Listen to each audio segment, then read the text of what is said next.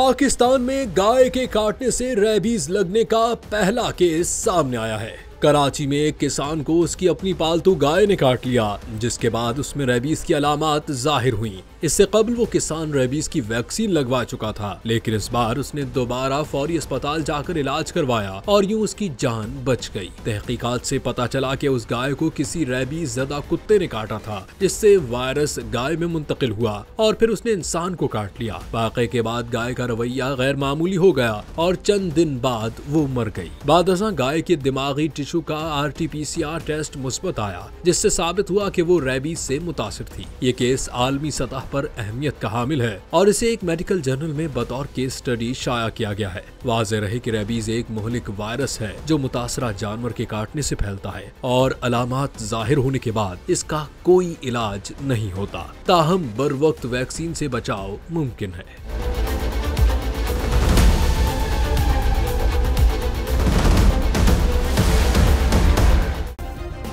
Subscribe करें और bell दबाएं ताकि कोई खबर रह न जाए।